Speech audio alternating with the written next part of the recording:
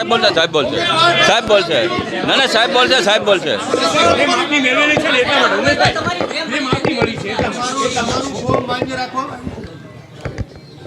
આજે કલેક્ટર ખાતે મારા ફોર્મમાં જે નીમુબેન બાંભણિયાના પ્રતિનિધિ દ્વારા ઉત્પલ દવે દ્વારા જે લેખિત વાંધો ઉપાડવામાં આવ્યો હતો તેમાં આજે મેં મારી લીગલ ટીમ સાથે એ વાંધાનો જવાબ રજૂ કરવામાં આવ્યો હતો માન્ય ચૂંટણી અધિકારી ઓબ્ઝર્વર પાસે અને મારા વકીલશ્રી દ્વારા એનો દલીલ પણ કરવામાં આવી હતી અને હિતેશભાઈએ ખૂબ સારી દલીલ કરી અમારા કોંગ્રેસના શહેર અધ્યક્ષ છે અને એ દલીલના આધારે આજે માન્ય ચૂંટણી અધિકારી માન્ય કલેક્ટર ઓબ્ઝર્વર સાહેબે આજે મારું જે ફોર્મ રદ કરવાના જે વાંધા આપવામાં આવ્યા હતા ભારતીય જનતા પાર્ટીના ઉમેદવાર નીમુબેન બાંભણિયા દ્વારા તે વાંધા માન્ય રાખવામાં આવ્યા નથી અને આજે મારું જે ફોર્મ જે છે એ સ્વીકારવામાં આવ્યું છે વિધિવત એ બદલ હું વહીવટી જિલ્લા તંત્રનો આભાર માનું છું સાથોસાથ મારા કોંગ્રેસના સાથી તમામ કાર્યકર્તાનો આભાર માનું છું સાથોસાથ આમ આદમી પાર્ટીના કાર્યકર્તાનો આભાર માનું છું અને આ જીત જે છે એ મારી ભાવનગરની જનતાની થઈ છે મારી બોટાદની જનતાની જીત થઈ છે કુલ 6 વાંધાઓ રજૂ કરવામાં આવેલા 4 વાંધા ભારતીય જનતા પક્ષના ઉમેદવારે કુલ 4 વાંધા લેખિતમાં લીધેલા અને 2 વાંધાઓ મૌખિક રીતે આપેલા મુખ્યત્વે વાંધા એવા હતા કે ઉમેશભાઈએ 2018-19માં જે રિટર્ન ભરેલું અને એ રિટર્નના આધારે લોકસભામાં જે ફોર્મ ભર્યું એ ફોર્મમાં તેમની આવક દર્શાવી હતી એ કરતાં અલગ આવક હતી જે બાબતે ખુલાસો કરવામાં આવ્યો કે લોકસભામાં જે આવક હતી અને અહીંયા રજૂ કરેલી આવક બંને એક જ છે માત્ર એનું ઇન્ટરપ્રિટેશન ભારતીય જનતા પક્ષ ગલત રીતે કરતું હતું અને નેટ આવક અને ગ્રોસ ઇન્કમ એ બેને અલગ અલગ કરી અને અહીંયા અધિકારીશ્રીને ગેરમાર્ગે દોરવા જઈ રહ્યા હતા આ સિવાયના વાંધા એમની એજ્યુકેશનની ડિગ્રી બાબતે હતા તે બાબતે પણ ખુલાસો કરી આપ્યો છે કે એજ્યુકેશનમાં હંમેશા હાઈએસ્ટ ડિગ્રી આપવાની હોય 10મા ધોરણની 12મા ધોરણની ડિગ્રી આપવાની જરૂર નથી કારણ કે માણસ ગ્રેજ્યુએટ થાય તો નક્કી જ હોય કે 12મી પાસ થઈ જ ગયો હોય અને એને કારણે કાંઈ આવા નોમિનેશન પેપર્સ રદ ન થાય સવાલ હતો કે જે વાંધાઓ લીધેલા એ ફોર્મ સાથે જે સોગંદનામું આપેલું એ સોગંદનામાની વિગતોને મિસઇન્ટરપ્રિટ કરી અને વાંધા લીધેલા જ્યારે કે કાયદા મુજબ ફોર્મમાં જ વાંધા હોય તો જ એનો રદ થઈ શકે અને નામદાર કલેક્ટર સાહેબે મહેરબાન કલેક્ટર સાહેબે મુખ્ય ચૂંટણી અધિકારીશ્રીએ જે ગાઈડલાઈન આપી છે તે ગાઈડલાઈન મુજબ અત્યારે મૌખિક રીતે ફોર્મ મંજૂર કરી આપ્યું છે અને લેખિત ઓર્ડર બપોરે કલાકમાં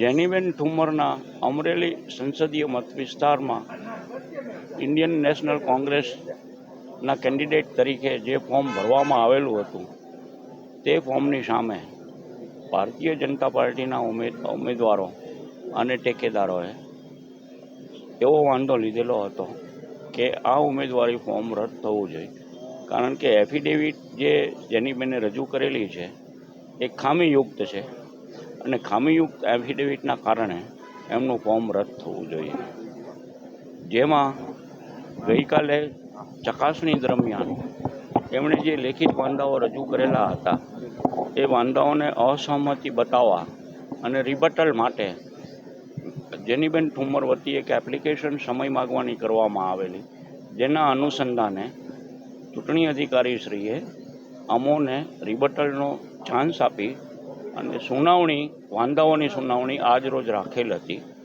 આજે વિસ્તૃત રીતે વાંધાઓ સાંભળવામાં આવેલા છે અને ત્યારબાદ સંપૂર્ણ છણાવટ કરી અને રિટર્નિંગ અધિકારીશ્રીએ પોતાના કારણો સાથે જેનીબેન ઠુમ્મરનું અમરેલી સંસદીય મત વિસ્તાર માટેનું ઇન્ડિયન નેશનલ કોંગ્રેસના અધિકૃત ઉમેદવાર તરીકેનું ઉમેદવારી પત્ર માન્ય રાખેલ છે. બાંધેલા બંધારણનો વિજય થયો છે. સરદાર વલ્લભભાઈ પટેલ અને ગાંધીજીએ આ દેશને જે સ્વતંત્રતા આપી અને બંધારણ બનાવ્યું એ બંધારણનો આ વિજય છે. એક ઐતિહાસિક દિવસ છે અમરેલી માટે. જેની ઠુમ્મર 2 લાખ મતથી જીતી રહી છે.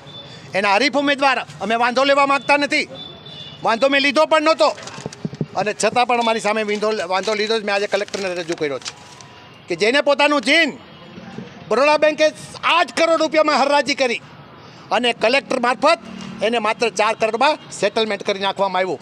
જે માણસ હજી ચૂંટાણો નથી એ અમરેલી જિલ્લાના અને ભારત દેશના 4 કરોડો જો છુપાવી શકતો હોય તો જેનીબેન માટે એક સામાન્ય ભૂલ અને ફોર્મ રદ કરવા નીકળી પડે છે. આ લોકશાહીને આ હિટલર શાહીની આ એક વ્યસ્તતા આવે છે.